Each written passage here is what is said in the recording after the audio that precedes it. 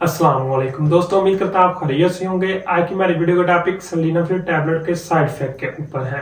आज की वीडियो में हम बात करेंगे सिल्डेनाफिल टैबलेट के साइड इफेक्ट क्या है और इसको किस तरह से कम किया जा सकता है।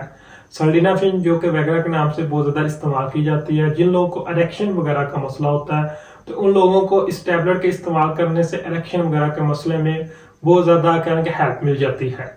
तो आज की वीडियो में हम इसके जो साइड इफेक्ट हैं बाद ये बहुत ज्यादा खतरनाक हद तक भी देखने को मिलते हैं, तो उनको किस तरह से कम किया जाता है और किस वजह से आ रहे हैं, कौन से लोग इसमें ज्यादा मुब्तला हो रहे हैं, तो इन तमाम पॉइंट के ऊपर डिटेल के साथ बात की जाएगी। सिल्डेनाफिल टैबलेट के जो साइड इफेक्ट होते हैं वो दो तरह की कैटेगरी में फाक करते हैं। तो एक कॉमन होते हैं जो कि कहने के आर्जी तौर पर होते हैं, चंद घंटों के बाद इनकी जो अलामात हैं वो खत्म हो जाती हैं।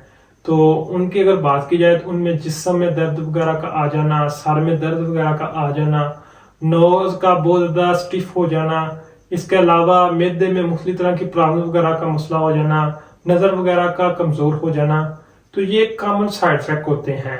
लेकिन बाद औक़ात इसकी मिकदार को ज्यादा इस्तेमाल करने की वजह से, ज्यादा सेक्स की ड्राइव की वजह से, तो इसको जब ज्यादा मिकदार में हम इस्तेमाल करते हैं तो कुछ लोगों में बहुत ज्यादा खतरनाक इसके साइड इफेक्ट देखने को मिलते हैं और मुख्तलिफ तरह की जो डिजीज वगैरह होती है उनमें मुब्तला होने का खदशा भी होता है।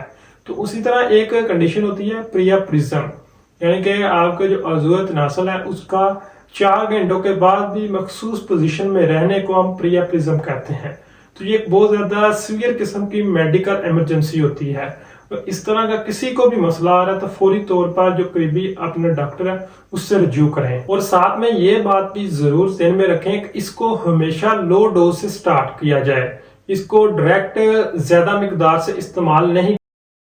सिल्डेनाफिल की बाद औक़ात एक मामूली सी डोज भी आपके जिस्म में काफी अच्छा रिस्पॉन्स दे देती है।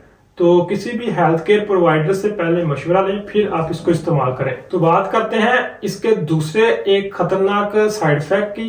तो साइकोलॉजिकल डिपेंडेंस का बहुत ज्यादा मसला हो सकता है, मतलब कि आपने टैबलेट खानी है उसके बाद आपके जिस्म में इरेक्शन होनी है। तो ये भी एक ऐसी कंडीशन होती है कि आपको इस टैबलेट का आदी बना देती है। तो जब आप इसके आदी बन जाएंगे तो मुख्तलिफ तरह की डिजीज वगैरह होने का आपके जिस्म में खदशा हो सकता है, या अगर ऑलरेडी आपके जिस्म में एलर्जी वगैरह का मसला है, हार्ट की कोई डिजीज वगैरह का मसला है, किडनी की कोई डिजीज वगैरह का मसला है, तो ऐसे लोगों के लिए ये बहुत ज्यादा खतरनाक हो सकती है। क्योंकि जिन लोगों को क्रोनिक ये डिजीज वगैरह होती हैं, पुरानी एलर्जी वगैरह का मसला होता है, या हार्ट की कोई बीमारी वगैरह का मसला होता है, गुर्दों की कोई बीमारी वगैरह का मसला होता है, जिगर की कोई बीमारी वगैरह का मसला होता है, तो ऐसे अफराद में जब हम इस टैबलेट को ज्यादा इस्तेमाल करते हैं, ज्यादा मिकदार में इस्तेमाल करते हैं, तो बहुत ज्यादा खतरनाक नतीजे मिलते हैं।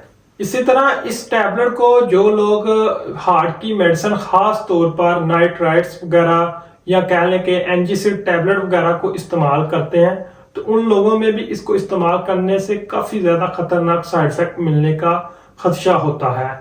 और साथ में जिन लोगों का बीपी बहुत ज्यादा लो रहता है या बीपी बहुत ज्यादा हाई रहता है, मतलब कि जिन लोगों का बीपी ऊपर वाला जो होता है जिसको हम सिस्टोलिक कहते हैं वो 80 से नीचे रहता है, मतलब कि लो ब्लड प्रेशर का मसला है। इतना सिस्टोलिक ब्लड प्रेशर कहने के जिन लोगों का 140 से ऊपर रहता है जिसको हम हाई ब्लड प्रेशर कहते हैं, तो ऐसे लोगों में भी इस टैबलेट को ज्यादा मिकदार में इस्तेमाल करने की वजह से, यहाँ कहने के ज्यादा लंबे अरसे तक इस्तेमाल करने की वजह से बहुत ज्यादा खतरनाक नतीजे मिल सकते हैं। तो ये तमाम पॉइंट्स ऐसे अफराद के लिए बहुत ज्यादा जरूरी हैं जो इस तरह की गलती कर रहा है, उसको किसी भी किस्म की कह लें कि कोई खतरनाक इमरजेंसी का मसला हो सकता है। तो उम्मीद करता हूँ आज की वीडियो से आपको फायदा पहुंचा होगा। वीडियो अच्छी लगे तो वीडियो को लाइक कीजिए, चैनल को सब्सक्राइब कीजिए। शुक्रिया।